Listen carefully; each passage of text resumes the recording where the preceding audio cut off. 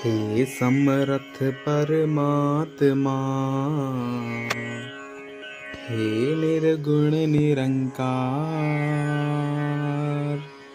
तू करता है जगत का, तू सबका आधार। कण कण में है बस रहा, तेरा रूप अपार। तीन काल है सत्य तू, मिथ्या है संसार। घट घट वासी है प्रभु, अबनासी करतार।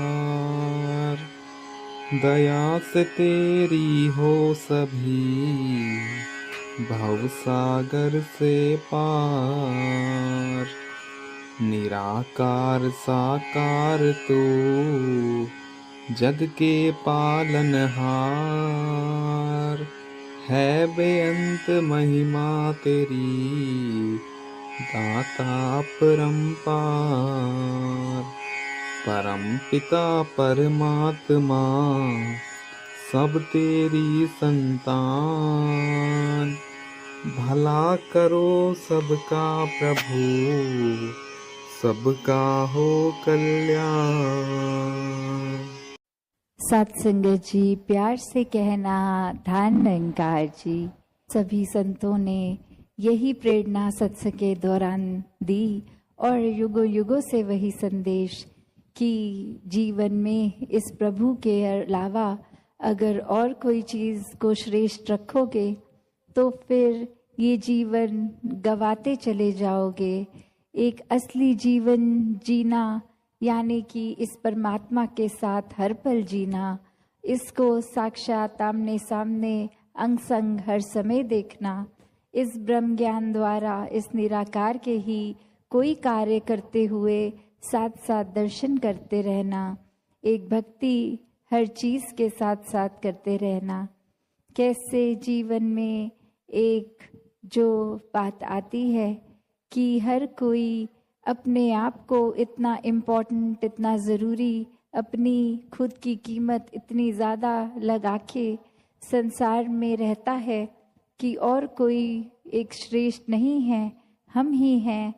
तो एक जीवन में वो बात कि कैसे अपने जीवन में एक उदाहरण, एक कहानी रूप कि बहुत साल पहले जहाँ एक राजा और उसका वज़ीर, और एक बारी बस वो वज़ीर के मन में बात आई कि हमारे राजा तो बहुत ही विनम्र हैं, ये तो देखते नहीं हैं कि कोई अमीर आया है, कोई गरीब आया है, कोई भी आता है उसकी ओर देख के मुस्कुरा के सर झुका के उसको बहुत ही तहजीब से मिलते हैं।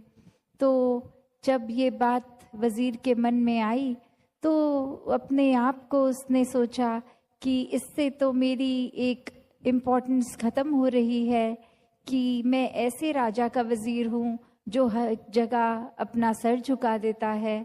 तो ये कंसर्न, ये बात अपनी जब उस वज़ीर ने राजा के पास रखी कि आप हर एक को इस तरह मुस्कुरा के आदर सत्कार से सर झुका के ना मिलिया करे, ये एक प्रजा पे अच्छा रिफ्लेक्शन नहीं जाएगा। आप महाराज हैं, आप अपना रुतबा ऊंचा, गर्दन ऊंची करके हर एक से मिला किया करें। तो वही राजा फिर उसको कहता है कि आप एक काम कीजिए, अब कोई भी हमारी नगरी में किसी की भी मृत्यु होगी तो एक उसके सर को शरीर से अलग करके बाजार में लेके जाइए और क्या मोल डलता है उसका वो बताना। और ठीक उसी प्रकार वज़ीर फिर यही करता है, पर वापस आके वो बात यही कि इसके लिए तो किसी ने कोई दाम नहीं दिया, किसी ने खरीदने की इच्छा भी नहीं रखी। तो राजा वही बात समझाता है कि जिस सर को, गर्दन को अकड़ा के चलने की बात करते हो उसका मोल तो कुछ है ही नहीं। तो इसको एक हरेक के लिए, एक हरेक के प्रति आदर सत्कार में ही झुकाया जाए तो इसका सही मोल डलता है।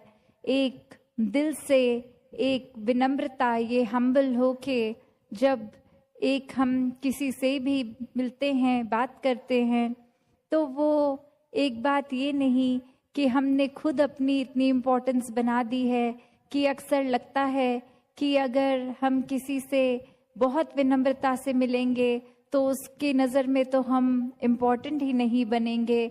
अपनी इम्पोर्टेंस बनानी है तो हर एक से अकड़ के मिलें। तो बात वही जो इस कहानी में सीखी कि कैसे एक सही मोल जीवन का, ये खुशी में हर समय रहना, मुस्कुराहटें, एक अपने मन से जब अहंकार को त्याग देना, तो ही वो बात आती है कि सही मायने में वही इंसान जी रहा है जो अपने अहंकार को त्याग चुका है।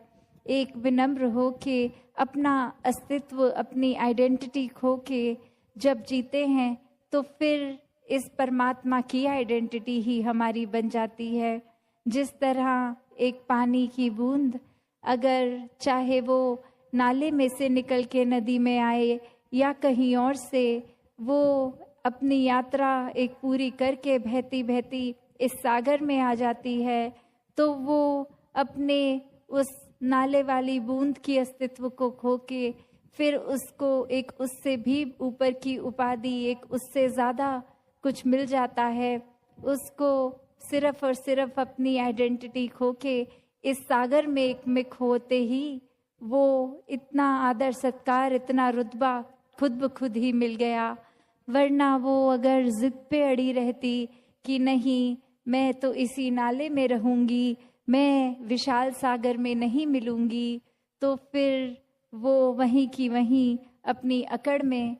तो कैसे अपने जीवन में भी अगर हम झांक के देखें कि किस प्रकार एक जीते जी मृत्यु हासिल करनी, कि अपने अहंकार को छोड़ के एक जीते जी जब हम इस विनम्रता पूर्वक जीवन को अपनाते हैं, और वो वही बात जो दासी हर सत्संग में रखती है कि इसको करना संभव कुछ समय के लिए तो तब होता है, कोई दिखावा कर सकते हैं, किसी के सामने अपना इम्प्रेशन अच्छा करने के लिए अच्छे व्यवहार, अच्छे बोल कर सकते हैं, पर एक हर समय अंदर से बाहर तक का जो ये यात्रा है हमारी, ये इनसाइड आउट, उसको कैसे हम हर समय अपने आप को अच्छा रखें। जब इस परमात्मा के साथ हम अपने मन का नाता जोड़ लेते हैं, इसको देखकर, इसको अपनाकर,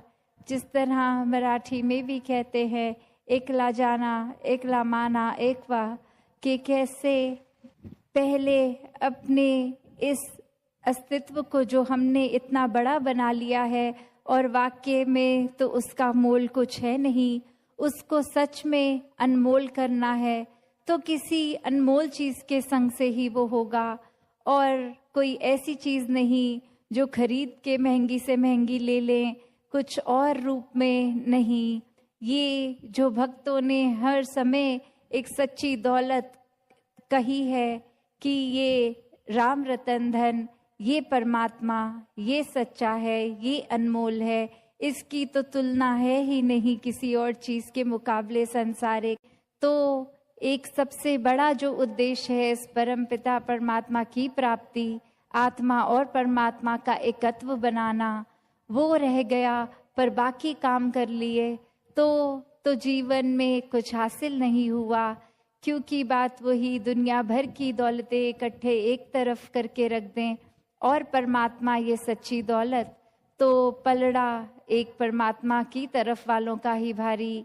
तो कैसे अपने जीवन में हर समय जहाँ हर एक के लिए ये संभव है कि इससे एक मिक होके रह सकें, इसी के रंग में घुल जाएं, ऐसा जीवन, चाहे फिर वो किसी तरह दिखने वाला शरीर हो, किसी भी बैकग्राउंड से आए, किसी तरह की भी प्रायोरिटीज़ अपनी बनाते हों, तो वो सिर्फ शरीर और शरीर से जुड़ी चीज़ों के लिए है। असल में ये आत्मा अब परमात्मा की हो गई, तो ये प्यार, भक्ति, आनंद स्थिरता, सहजता ये जीवन में जहाँ जितनी गहराई से ठहरेगी उतने ही मानवीय हम बन जाते हैं, उतने ही इंसानिय हम हो जाते हैं। तो इस रूहान के संग से अपने जीवन में इंसानियत को भी सदैव के लिए जी लें। दातार हर एक पे कृपा करे। साथ संगत जी, धन निरंकार जी।